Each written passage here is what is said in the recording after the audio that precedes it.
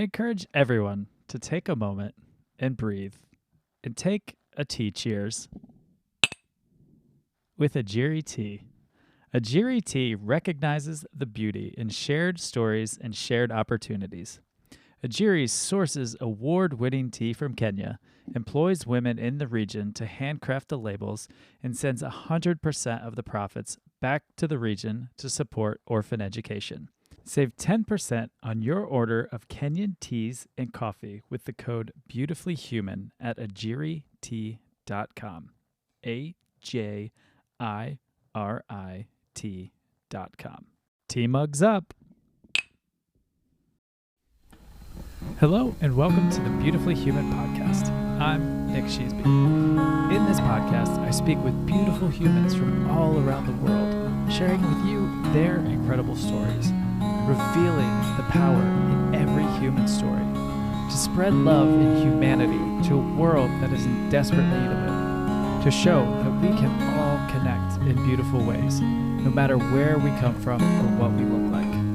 What you will find out is that we are all beautifully human. Let's all be beautifully human. Hello again, and welcome to the Beautifully Human podcast. Thanks for joining from wherever in this beautiful world you are. Today, I am hanging out with Lidia Longorio. We have an awesome conversation. She talks about her depression in a pretty beautiful way, and talks about her writing and her generation. It's a really cool chat. I don't get to speak with people from her generation a ton, but it's a really cool conversation to listen to and get some hope for our future. So if you enjoy this podcast, follow along on Spotify, rate, review, and subscribe on Apple Podcasts. Follow along on Instagram at The Beautifully Human Podcast. And thank you for listening. And as always, enjoy this conversation. All right. So I love to start these podcasts off with a very broad and overarching question and let you take it wherever this conversation may lead and tell me the story of your life. Oh, okay. I know it's broad and overarching, but I love to start it off that way. Okay. Oof. There's a lot of stories. Perfect. Okay. Okay. Do you have like a specific genre? Oh, anything. I mean, you could literally bookend from the day you were born to where you're at now, or the highlights, or the lowlights, or the good, bad, the ugly. However much you want to go into it, I am up for listening to it. Oh, okay. I'm gonna get a little bit personal. Is that cool? Absolutely. Okay. Yeah. The only story that comes to mind that is semi-recent and is a big one in my mind is in 2019, I went to the hospital for mental illness. And I actually got to be in a mental hospital for the first time, which was terrifying, but also good for me. Yeah. And I have a lot of stories from the psych ward. Yeah, I bet. Yeah. So I was there for depression. So I met a lot of people, and I realized that people who are in psych wards are just people who are trying to survive. Yeah. And that shouldn't be looked down on. Because even as a person who is depressed, I try not to see myself as crazy, but you're always a little intimidated by the word psych ward or mental hospital, right? Yeah. Yeah. And it's my family told me they were worried about me because there's crazy people there, and I'm like, technically I'm here too. Sure. Yeah. What are you trying to say? Yeah. Well, come on, mom and dad. What's up? Yeah. So I have a ton of stories. But I think the overall story was me learning more about people. And that's what inspires me a lot with what I do, being an author, a poet. Yeah. It's people. And that was definitely a very inspiring time in my life, because I had nothing else to do but, be with people and, be with myself. Yeah. And yeah, there was a lot of um, interesting stories, interesting reactions, living with people I didn't know, and it, in place I didn't know, with strangers, and dealing with my own, demons. Yeah. While I was in there, it was like a fish out of water kind of thing. For sure. Yeah, I can't imagine. Yeah. Um, How long were you but, in there for? I think 10 days, but it felt Okay. like Oh, months. sure. Yeah, I bet. Yeah, yeah, definitely. But it's one of my proudest moments, if that's weird. That's a weird way to say it, but No, it's not. I fully understand having proud moments in there. yeah, I have proud moments because I apparently I've been depressed all of my life, even as a kid, and I didn't get help until like 2019. Yeah. So so I'm proud to like speak up for myself in that Yeah. time. Yeah. So it was kind of a good thing, and I don't regret it. Oh yeah, there's a lot of like funny anecdotes that I have, also terrifying Oh, anecdotes, I but bet. Yeah. every good story has every emotion. For sure. If you don't mind telling some, I'm down to Oh, listen to some. okay. Yeah. Sure. Okay, so one of my favorites. Uh, okay, so do you know the song Unwritten Yeah. by Natasha Berningfield? Bedingfield. Bedingfield, yes. Yeah. Anyways, okay, so everyone was waiting for their meds because, they have to watch us, take our meds for safety reasons. But the point, they were all in line. I was in the line too. They were all in the line. Yeah. And actually, I don't think I was in the line. Was I? Well, it doesn't matter.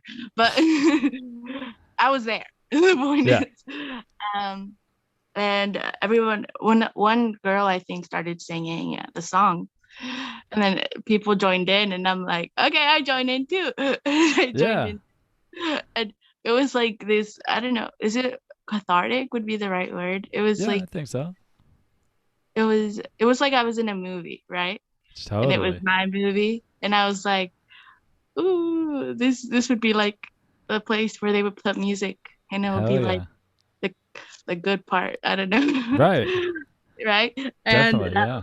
that was this is one of my favorites. And to this day, when I listen to that song, like I remember that, and to me, that's the soundtrack to bettering myself.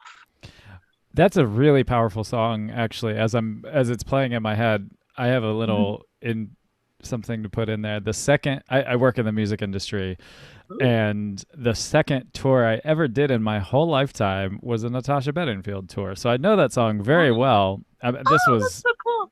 2007, late 2007, early Wow. 2008. So it's been a while. Hmm. And as I'm like thinking of the lyrics in my head, I'm like, that is a really beautiful song. And what a powerful song for someone to start singing Right. Yeah. about when you're going to get your meds, and then for you to find some empowerment in that. Did you know the song previous to, like, before they started singing it? Yeah, yeah. It was in my playlist, but I guess it was kind of like my own kind of it was my own, but when everybody started singing like it was a freaking musical, Hell yeah. it was empowering. It was wonderful. It was movie like. Yeah, I love too that somebody started singing it, and then all of a sudden it was like, Right. well, shit, I'm gonna start singing. I'm gonna start singing. Well, I'm Yeah. gonna start singing. I'm not gonna be the only one not singing. Yeah, what a cool moment to have to think about your story, and the rest is still unwritten. Right. Yeah. For to think about that, because I had a moment almost 3 years ago now where I was in the hospital for 3 days because of my drinking habit. I was a massive alcoholic and I drank myself almost to death. And I'm thinking that was sort of not the song wasn't playing in my head, but those kind of words were ringing in my head, and that's where I was finding empowerment. Was like, Mhm. okay, I almost ruined this, but I still have so much left to do, which I think is so beautiful. Just to say it that way, of the rest is still unwritten. Yeah, it's really great.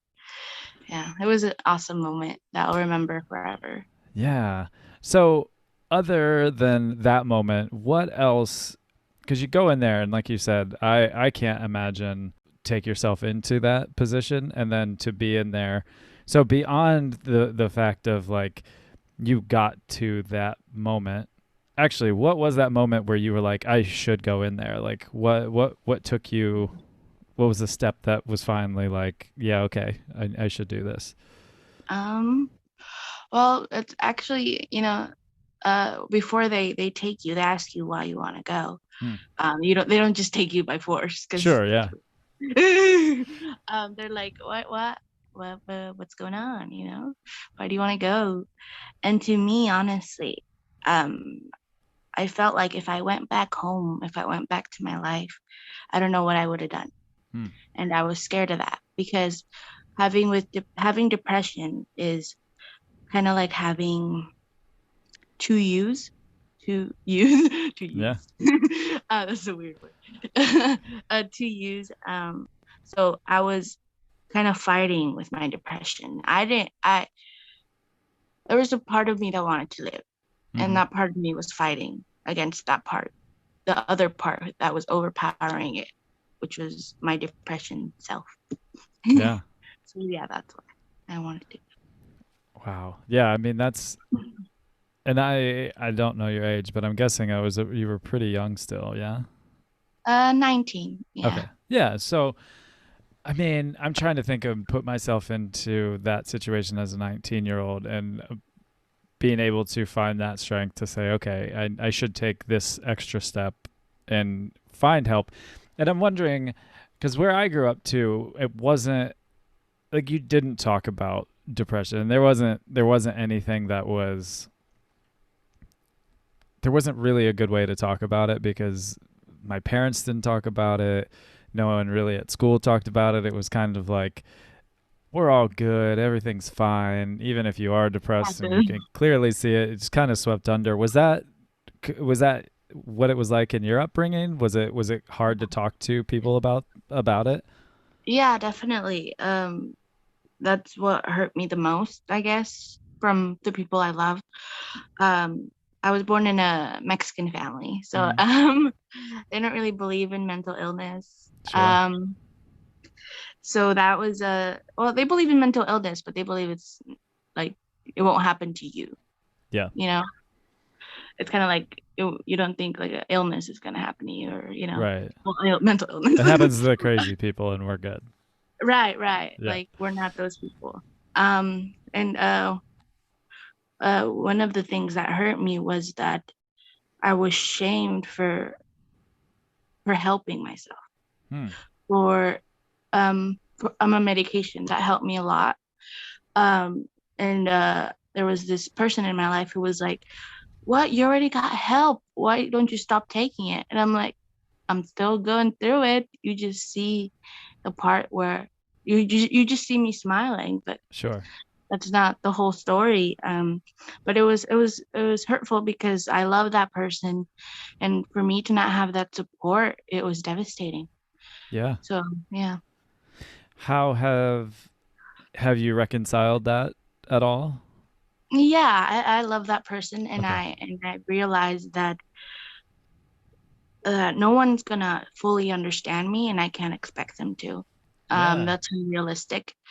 And as long as I listen to myself, my body, my mind, not too much though. Right. A good amount. um, yeah, good amount. That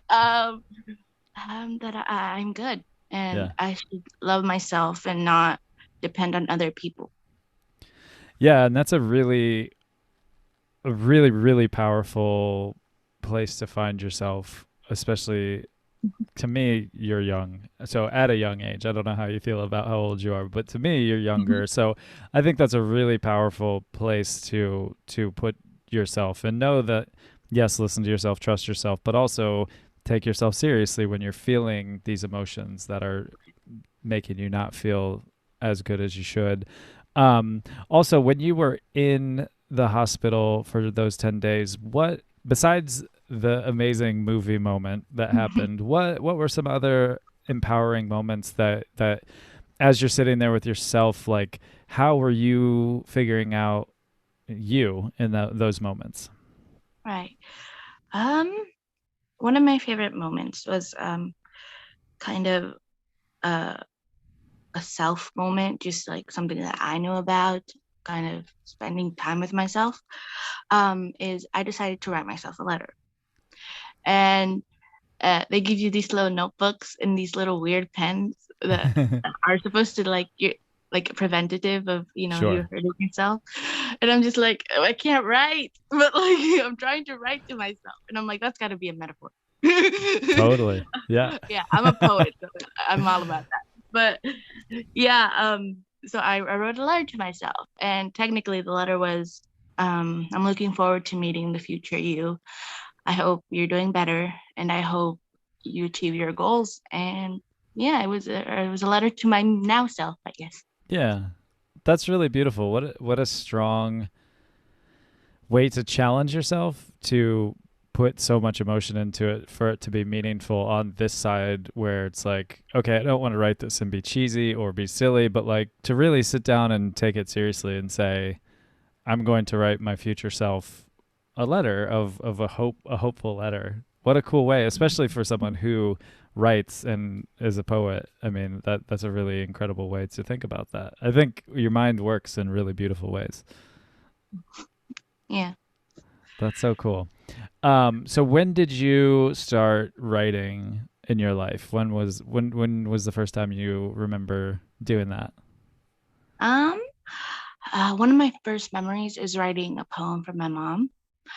But I think poetry has always kind of been there, kind of in the back burner. I never really noticed it, but it was has always been there. Um, I always, I kind of, I guess was in denial that I thought poetry was boring, but I'm always like writing, but I never took it as seriously as I do now. Um, so yeah, it's kind of like a relationship, like that, or a friendship or Right. whatever. It's like, oh, you're here, but you don't notice. So yeah, which is the weird thing, like connecting it to my story, is that I don't like writing about myself. Hmm. I don't in my books. I mean, sure, like every author has like a thing, a part that they put into themselves in the book. Yeah. But yeah, I like just observing people and writing about them, but it's a little uncomfortable to write about myself. Yeah. But I can yeah, see since that. I was very young, all my life, I think I would That's say so that. cool. Where did you grow up? Ooh, well, I was born in Tijuana, Mexico. But I grew up here in Sacramento, Okay. and that's where I am now. What took you to what took you to Sacramento? My parents. Well, what um, took them there? Sorry. yeah, a car. I'm kidding. Yeah, Okay. well, Yeah, I know. Uh, I think just one of those following the American dream kind of thing. yeah. You know, a new life. Gotcha. When did you start to learn English? Did you learn at a young age? Yeah, so I came here when I was 6 years old. Okay. So yeah, that was interesting. Um, Yeah, tell me about that. yeah. What you remember Um, of it, yeah. I remember, I remember being not knowing what people were saying, um, and not Wow. understanding and not being able to communicate some stuff, and some things that were kind of, I don't want to make it that serious, but kind of prejudice against Yeah, my little 6-year-old self. sure. Yeah. But it's certainly something that shaped me in life. Yeah, I mean, you can take it as serious as you feel like it, but I when I hear stories of anyone that comes to this country when they're young and they don't know the language, I see what is coming out of this country a lot these days, and it's so much hate and just so much shit that I'm just super frustrated by all of it. But I can't even imagine what that felt like and the strength that came out of it, but also the sorrow and the hurt that came out of it. So when you what was your way of learning to speak English or to understand it too? Mm, Well, since I was still a kid, uh, I was like a sponge, Totally, yeah. as they say. So I guess I don't know. It just came to me. Pardon me. Um, I also had like classes, individual English Okay. learning classes. Um, I guess I just grew up with it and eventually learned it. I don't know Yeah. when. Yeah. That's so cool though. It just shows also a resilience from a young age, which I know it's not really a choice. It's just kind of like, well, you learn it or you don't. But it shows a good resiliency in yourself that you came at such a young age. And even though you're sponges, like, it's still a really tough age for anybody anywhere in the world. But to move to a different country and not understand anything, I think that's quite impressive that you had the strength to get through that and then keep learning. Yeah. So you're I was looking I was looking on your social profiles. You have a self-named brand that you work with. Tell me about that. What do you got going on? It said a lot of creativity, which I saw Yeah. your shirt, which I love. Awesome. Thank you. Um, well, it's kind of like I wanted to not put myself in a box, but also I wanted to um put all my stuff where it was limitless and where it was free to roam and free, kind of like put my brain somewhere. Yeah. So I wanted to make a company because I'm very passionate about business as well, and I hope to kind of uh, make this my job more than it is now. But Yeah. make it a brand, make it fun. I think poetry and all that can be really fun when you put it in business because I've always been kind of passionate with business. When I was in high school, I would say, before I even knew that I wanted to be a writer, I would say, I want to be an entrepreneur. And they would ask, of what? And I'm like, I don't know. All of it. Right, all of Yeah. it. Crazy. Yeah. That's Yeah. so cool. So what all so what all do you dabble in? Mm. I I dabble in writing novels, writing poetry. I also don't like to limit myself or put myself in a box when it comes to writing. Because some authors do that, like Stephen King, horror is his genre. Right. Stephen King. Forever and ever Yes, and ever and ever and ever. Yes. right. So I don't like to limit myself with that, but I also one of my first loves was dancing. Cool. So I also do that. Not so good, but uh, it's always been like my first love. I'm not professional at it, but yeah. That's so cool. I can hold a note, but I'm not like Ariana Grande, you know? I can hold a note. Yeah.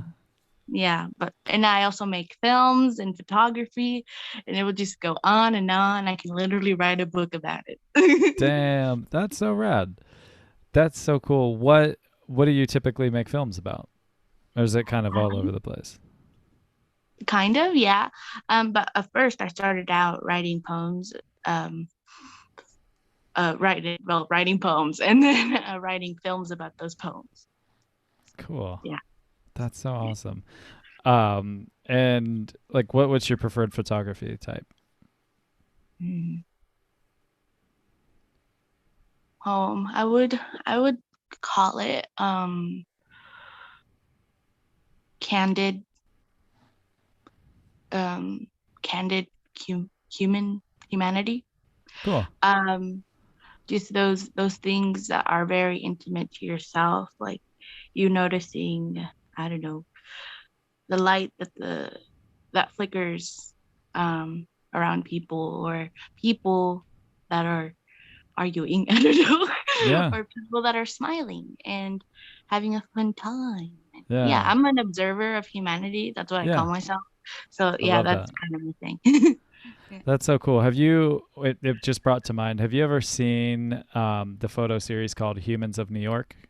Oh yeah, I love that one. Yeah, that's kind of what it put me in mind of. And I think Yeah. it's just so neat when you can, because photography is such a beautiful art, right? You can literally just like click it and see what you see, right? But like to Mhm. truly find those moments, there's such a difference between just clicking it at two people, but then to be able to find that moment that they're having and truly capture it is really really incredible. Yeah, I love that. I love that. I love that art. Yeah. So yeah. The first photography that I ever did, I was more into film. I always thought I would be. I wanted to go to film schools when I was younger. That was like what I wanted to do. I took video production in high school, and it was just so badass. It was so much fun. Then I figured out how much film schools are, and I didn't have the money, and my parents weren't going to pay for them. So um, I somehow ended up in the music industry. But the first show that I ended up taking photos of was because I was on one of the video crews and I was actually videoing, and the photographer got fired, and they were like, "Hey, you like cameras? Do you want to take photos?" And I was like, "I've literally never done anything with cameras." So I had zero idea besides like point and click and those ones that wind from back in the day. And Mhm. so I literally went in, I took these photos, and I just took them on automatic because I didn't know how to use manual at the time. I didn't know how to use a DSLR camera.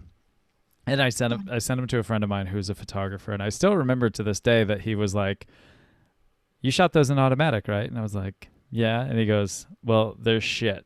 You can't use them. They're Aw. terrible. Like you have to learn your camera if you're going to take photos." And I was like, "Well, what about the angles? Like what about my eye? Do I have a good eye?" And he's like, "Dude, it truly doesn't matter because you don't know your camera." And I was like, "Okay, how do I learn my camera?" So he told me the tricks that he knew to learn my camera. And so it's funny too when I take photos, like I've worked with bands now taking photos and stuff. And I think that's so much fun because it's such a challenge of like, oh, the guitar player's jumping and you need to catch him midair. And if you Yeah. miss it, you miss it. With video, you can just go like follow the movement. But photography, Mhm. it's that challenge to capture that moment. Um, but yeah, it was so cool just to start learning. And it's funny when I talk to other photographers who are like super nerds about their cameras, which I fully think is amazing, but I just didn't have the time. I was handed a camera and had to learn right away. So it's funny when I am working with other photographers and they're like, "What about this?" And I'm like, dude, I literally don't know. I know how to quickly change lighting and exposure and all that, but that's about all I got." Yeah. Have you shot any concerts yet? Yeah. But it was more like a personal thing. Okay. It wasn't like I was paid for it. Yeah. But yeah, I have. They're really far into my Instagram, but Okay. yeah. I'll go check those out. That's so cool. Um so with your brand, like what is like your goal with it? Where do you see yourself if you were writing? Ooh, I got a good thought. If Oh. you were writing, I'm jumping back to your story to touch a point. If you were sitting here and you were writing a letter to yourself for years down the road, what would your letter to yourself now be saying to future you? Mm, I would say, um,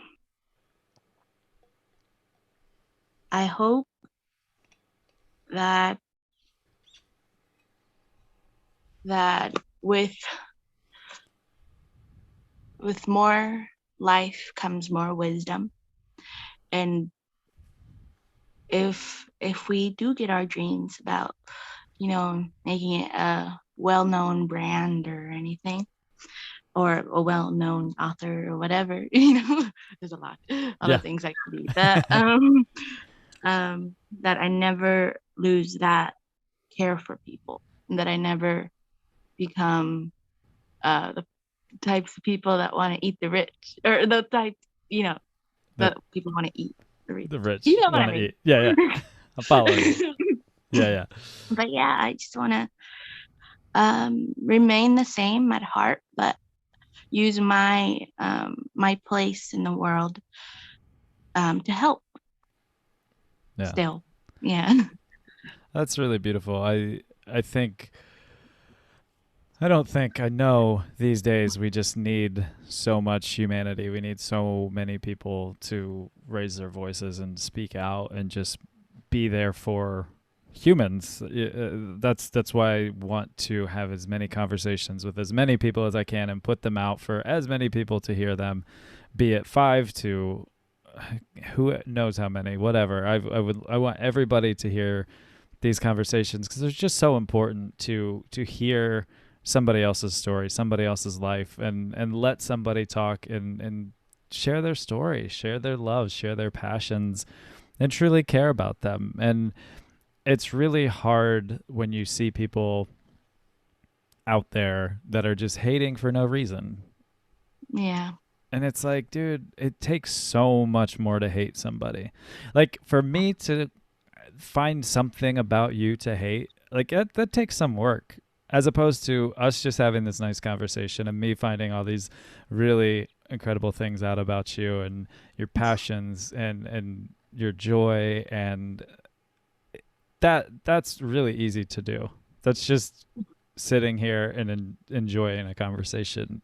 Yet there's just so much out there that isn't that. So it's frustrating. So in these times, how have you been feeling towards that like activism and all that kind of stuff with just recent episodes in this Yeah. country, especially? um, I it's been heartbreaking at times. Um, um, but I know that the only thing I can do is do what I do, create, and hopefully speak to people, be there for them, especially the ones who can't speak for themselves. Um, and stand up for what I believe in, but also um, don't let those kinds of people affect me, because I know that with hatred, that's just weakness. Yeah. Um, anyone can be hateful, but it takes way more strength to be kind. Um, so yeah, I just hope not to change people's minds, but to give them a point of view, or give them a reason to be kind, at Yeah. least. Yeah. Yeah, I think that's beautiful. Yeah, I like the way you said that. Give them a reason to be kind. Um, um, how again, I'm not trying to keep bringing up my age and the gap between us, but I'm always intrigued when I speak to someone in a younger generation because obviously you all are bringing up our future, which is really rad because I see in younger folks that I meet this passion and this awareness and this openness to truly stand up and fight for what you guys believe in and be there for each other. Do you find that in your generation to be true? Do you find that? yeah, in some ways, I'm really proud of Gen Z. Um, I'm, I feel like we're, even though it's really dark right now, some parts, I think that Gen Z is going to change the world. Um, and I personally don't consider myself a Gen Z, because I feel like I wasn't more in the culture of millennial, and Mm. I'm like there in the cusp. Yeah. So I'm like 1999. I'm literally there. Right. So Yeah. so yeah. Um, I feel like I feel like I'm older than millennials. I mean, the millennials, not millennials, than Gen I Z. mean, you still could feel that. I mean, if Yeah, you could be an old soul and you feel like to you're me, older they're than all like of us. babies. I'm like, oh, you're so cute, changing Yeah. the world. um, but I'd be honored to be called Gen Z just because of who they are and how they're changing the world and how they're lighting up the world. Yeah. Yeah, it is really amazing the more people I talk to who have more so what happens with me as I talk to people more around my age who have teenage kids or that's usually how I hear about what's happening and it's really empowering for me to see that coming up behind me cuz I grew up listening to punk rock and it was this whole movement and it felt like something was happening and all these people were pissed off and angry and speaking up and like standing against all this craziness that was going on. And there's just so much nowadays that I'm really happy when I hear all these stories and I talk to people that are there fighting when they're so young and Right. knowing about it. Like I remember when I was in like fifth, sixth grade hearing all these amazing punk rock bands being upset and being like, I don't exactly get it but Mhm. I relate to it. It hits me it does something to my soul. So I understood it, but I didn't like I understood that part, but I didn't fully see the activism part because in my small community it was a very white community, very easy, very closed-minded. And so it was like I think what it was for me was like breaking away from that to kind of open my mind to be like there's so much more than here and then I'm going to get out of here. But I love hearing that from you that it's so empowering for me to hear that I'm like there's kids that are half my age that are fighting for more than I even know that I'm fighting about that's going on out there. That's really, really cool for me to see. So I Yeah, thank you same. for being a part of that. That's super awesome. um, well, it's kind of weird being like in the middle, um, because I feel like I'm not part of it sometimes, but I feel like I'm just like, hey, you're doing great. Yeah. But there needs to But be those types too. yeah, and I feel like growing up in, I guess, millennial culture, there wasn't that fight yet. Mm. But it did influence, the children, Yeah. Gen Z. And I think uh, millennials should give themselves more credit, but also know their place, kind of thing. I like that. uh, I'm speaking to myself, so Fair. Yeah. um, yeah. I think it's amazing, and uh, there's finally kind of a light at the end of the tunnel. Yeah. Yeah. I can see it and it yeah, like I said, it's that's what really empowers me is when I hear the stories of these kids, these children, like you're saying, to me especially, I could have a kid that age, truly. So I'm like, it's really awesome to see them out there really digging in and fighting against these terrible injustices that are happening. Um, yeah, that's so cool. All right, I'm gonna change gears a tiny bit, probably a big bit. I always say tiny Okay. bit, but um, COVID restrictions aside, if I came to you and I said, Lydia, I have a ticket to anywhere in the world, where would you fly to? Wow. I would fly to. Oof, it's a question. Yeah. There's like so many places. I mean, also in this scenario, you have to know that I'm playing Oprah. So it's like, Okay. and you get to go here and you get to go here. So let them all rip. That's cool. I want to hear your travel desires. Oh, okay. Um, I'm really fond of Finland, actually. I know, random. Same. Yep. um, not the usual answer. But I just really like the culture, I guess. They're very calm people. They're very introverted people, Mm-hmm. which I love that because I'm an introvert as well. Um, and they're not judgmental in a way. I mean, from what I've seen, Yeah. I have friends from Finland. They're not judgmental. They're like, mind your own damn business. Yeah. True. um, yeah, and they're just uh, one of a culture that I would like to be a part of. Yeah. It's funny you said that because had I been asked that question when I was very much younger than I am now, that was my answer. I was obsessed with Finland when I was young. Really? Oh. Yeah, I remember I saw the architecture in Helsinki and I didn't know anything about the culture. I didn't know anything, but I was just like it just seemed so out there and so far from where I was and I just yeah, I was obsessed with Finland.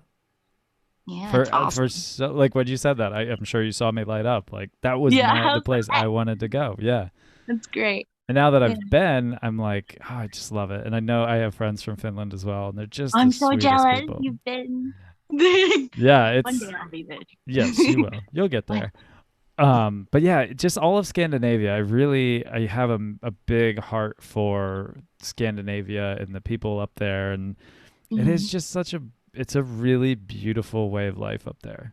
They Oh truly yeah. just are relaxed, and I'm sure there's ridiculousness there because there is everywhere in the world. But it's from my experiences up there, it's just been really really pleasant, really really nice, so relaxed, and it's just gorgeous up there. Yeah, amazing. It's compared to here, it seems very peaceful. Yeah. Yeah, I mean, I lived in Denmark with a friend of mine for a couple months in 2019 and kind of the same kind of political atmosphere was starting to happen over there. And they had this guy who was very reminiscent of our old president, who I don't even want to say his name Okay. f- for Oh, all the reasons. okay. They but they had like this guy was just being terrible, and they like the whole time I was there, they were just talking about it, and then they just like didn't even let him get to a place where it was going that he could be in, and like they've voted against it, and I was like, that's really nice. Oh. Like you didn't like it, so you voted against it, and then it was cool. It was just like, oh yeah, no, like this guy's causing trouble, and we don't like it, so let's just take him out before he gets in there. Make it easy that way. Yeah, So that's great for them. yeah, Yeah. yeah. And my friend was like, dude, I know we have this guy here. Like, I mean, they're all they were all like, dude, yes, it is ridiculous what's happening over there, but like it does happen here. But it's just like the process of it just seemed far more peaceful to me over there, where it was like, yeah, we got this dude who's just being an asshole. Let's just get him out of here. Let's get rid of him before it gets to be too bad. So That's yeah, awesome. in my perfect world, I would love to send you to Finland. Oh, thank you. Fun little fact too. When I went with my partner in late 2019, early 2020, and we were in the northernmost village in Finland. It was like literally the last place in Finland in the Arctic Circle, and it was amazing. Oh, I bet. Oh my goodness. It's such a great place. Yeah, yeah. I think you would fit in well over there. All right, I have two more questions for you. Okay. The first one is, what would you want the world to know about you? Mm.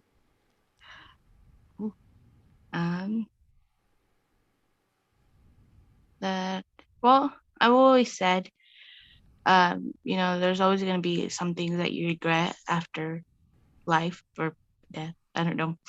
But I've always I said that if people only know me because I was kind, I will have lived the life I want. So yeah, maybe just being kind, you know, just being human. Yeah. Yeah, and I mean, hearing your story and just speaking with you, like it's always funny coming into a conversation with a perfect stranger. I do it quite often now, especially having a podcast. I enjoy opening it up and just being like, yes, let's talk. And most people I have never met. So I just feel very at ease speaking with you. You just have this like beautiful, calming aura to you. And so I feel the kindness coming through, and just your willingness to speak and talk about your struggles and how you worked your way through those. I've just it's been really empowering for me to listen to you speak about those things. My pleasure. So thank you for that, and thank you for your kindness. It's been really nice to feel that come in from you. Oh, All right, last question for you. If you had the ear of everybody in the world, what would you say to them? the ear? Yeah, if you were on a stage and every single person in the Okay. in the whole wide world was out there. Okay, no. Okay, I get that. Oh, wow. That's a lot of pressure. Yeah. I guess the same thing, but also be like, read my book. Yes. Just preach kindness, preach humanity, and tell people that they're not the center of the universe.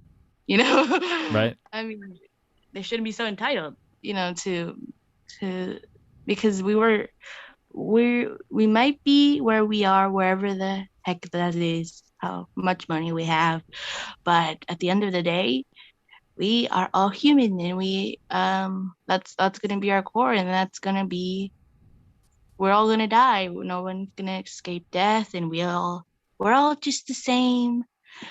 And there's no need for hierarchy or all that. Just come out kind when it's the end.